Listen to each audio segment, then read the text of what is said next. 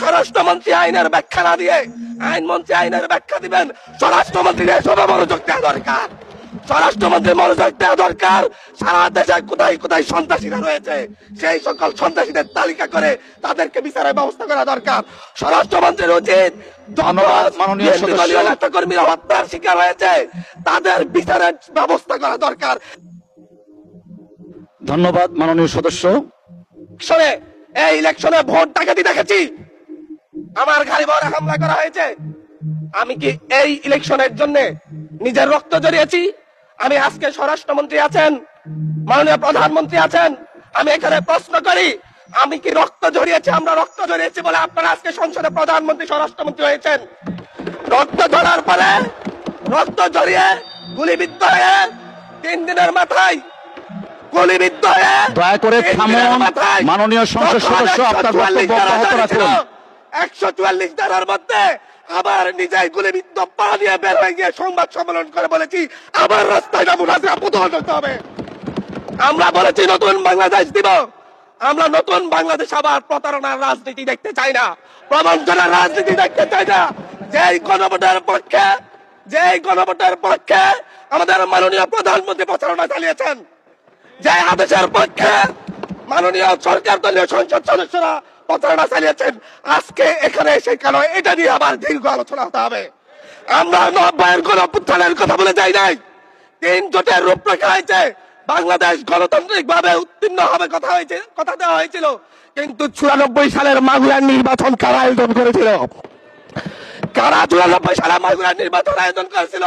আজকে আবার এই সংসদে দাঁড়িয়ে আবার এমন একটা ব্যবস্থা নিয়ে যাচ্ছেন, আরেকবার যে মাগুরার নির্বাচন আয়োজন করবেন না, এর নিশ্চয়তা কে দিবে? এর নিশ্চয়তা কে দিবে? আমি আমার সবচাইতে কম বয়সী প্রার্থী হিসেবে নিজের প্রার্থীটা জমা দিয়ে এলাকায় গিয়েছি প্রচারণা করতে।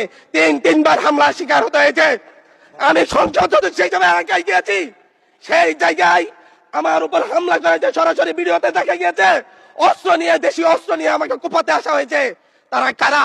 ওরা তো তারাই যাদের প্রত্যেকের হাতে বিএনপি দলীয় নেতা কর্মীদের রক্ত লেগে আছে, প্রাণ লেগে আছে।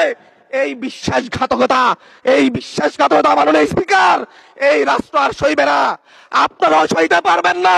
বিশ্বাসঘাতকতার মূল্য এই দেশে আবার দিতে হবে আপনাদেরকে। আপনারা যারা আপনাদের ভাইদের রক্ত জড়িয়েছে, খুন করেছে, খুনের মামলা আছে, তাদেরকে আবার পুনর্বাসিত করে আমাদেরকে খুন করার জন্য লেলিয়ে দিচ্ছেন। চট্টগ্রাম থেকে এক সাংগঠনিক নেতাকে পাঠিয়েছে অস্ত্র সহ আমাদের লোকজনের উপর হামলা করতে। ভোটের দিন সকালবেলা থেকে প্রত্যেকটা ভোট কেন্দ্রে অস্ত্র দিয়ে মহড়া দিয়েছে। 30টা ভোট কেন্দ্রে এনসিপির প্রার্থী, বিএনপি 2জন বিদ্রোহী প্রার্থী সহ কারো এজেন্টকে ঢুকতে দেওয়া হয় নাই। এটার জন্য কি আমরা আমাদের রক্ত জড়িয়েছি? মাননীয় স্পিকার, ইলেকশনের একদিন পরে আমাকে আর 1 মিনিট বাড়িয়ে দিবেন মাননীয় স্পিকার, 1টা মিনিট।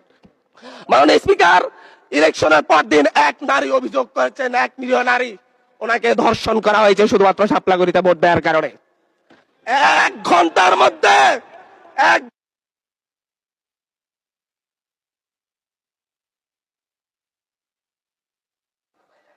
ধন্যবাদ মাননীয় সংসদ।